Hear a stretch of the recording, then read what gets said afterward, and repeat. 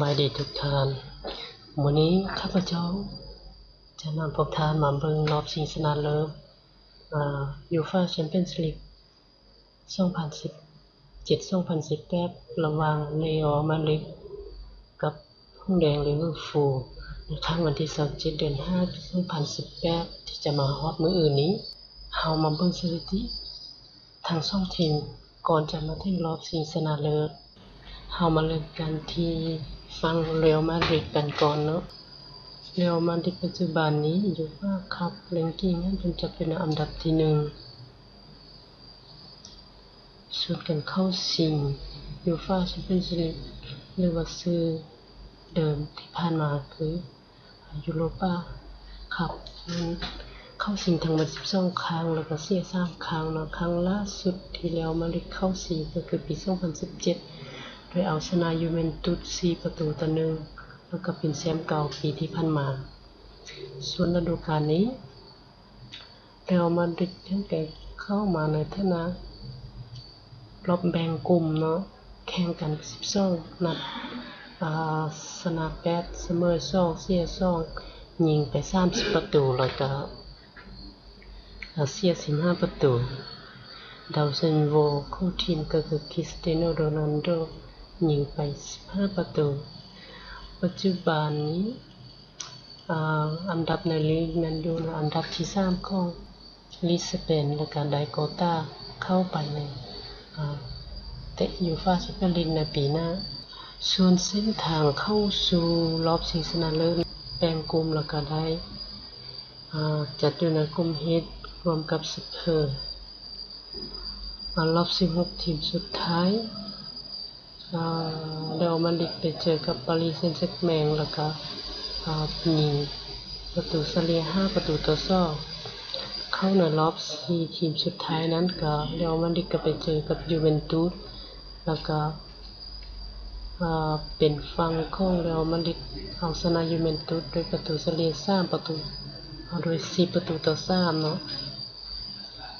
ส่วนรอบ4ทีมสุดท้ายหรือรอบก่อนรองชนะเลิศนั้นเรอัลมาดริดก็ไปเจอกับบาเยิร์นมิวนิกสโมสรของเยอรมันแล้วก็เรอัลมาดริดก็เอาชนะบาเยิร์นโดยประตูเฉลี่ย4-3เนาะแล้วก็เข้ามารอบชิงชนะเลิศวันนี้เฮามาเบิ่งฝั่งของลิเวอร์พูลยูฟ่าคัพแรงกิ้งจะเป็นอันดับที่24ส่วนยูฟ่าแชมเปี้ยนส์ลีกนั้นลิเวอร์พูลเข้าชิง5ครั้งแล้วก็เสีย2ครั้งเนาะครั้งล่าสุดนะคือปี2007ลิเวอร์พูลเจอกับเอซิมิลานแล้วก็ลิเวอร์พูลก็เสียให้เอซิมิลาน1-2เนาะแล้วบ่ได้เป็นแชมป์ในปีนั้นฤดูกาลนี้นั้นลิเวอร์พูลเข้ามาในรอบเพลย์ออฟเนาะแข่งไป12นัดชนะ7นัดเสมอ4นัดแล้วก็เสีย1นัดยิงไป40ประตูแล้วก็เสีย13ประตูดาวซันโวในทีมก็คือฟิมิโนแล้วก็ซาลาซับกันไปคนละ10ประตูปัจจุบันอันดับในลีกนั้นอยู่ในอันดับที่3เนาะลิเวอร์พูลเนาะลิเวอร์พูลเข้ามาในฐานะอันดับที่4ของ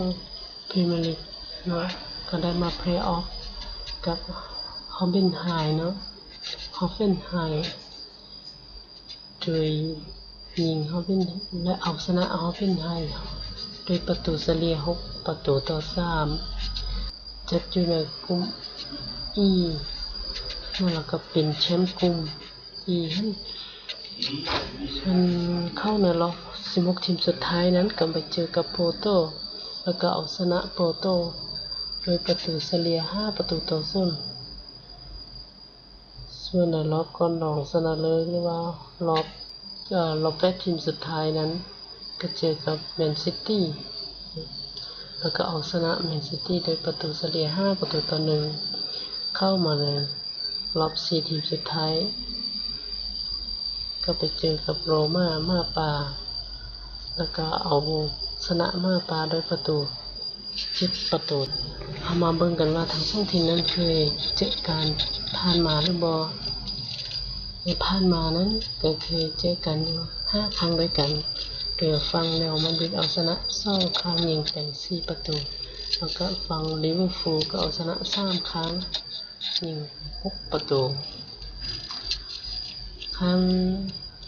ล่าสุดที่เจอกันก็คือยูฟ่าแชมเปี้ยนส์ลีกในรอบแบ่งกลุ่มเนาะนัดที่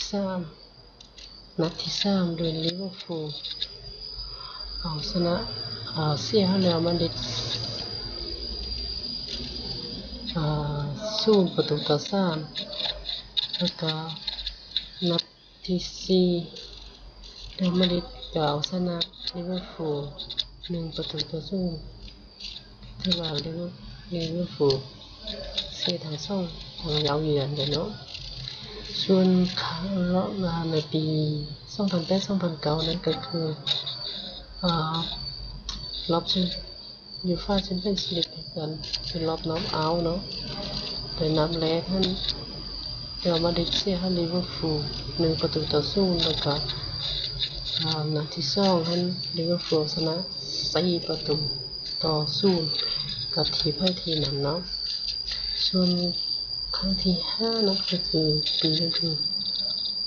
980-981ยูโรเปียนคัพไฟนอลนะครับลิเวอร์พูลก็เอาชนะเรอัลมาดริดด้วย1 ประตูต่อ 0นี่ก็คือทั้ง2 ทีมที่จะเจอกันในยูฟ่าแชมเปี้ยนส์ลีกรอบชิงชนะเลิศวันที่27 เดือน 5 2010ทีมได้นั้นก็เชียร์กันว่าทีมได้จะเป็นแชมป์ในปีนี้ขอบใจทุกท่านที่ติดตามชมคลิปนี้แล้วก็กดไลค์กดแชร์แล้วก็กดกระดิ่งเพื่อจะได้ติดตามคลิปใหม่ๆจากข้าพเจ้าด้วยขอบใจ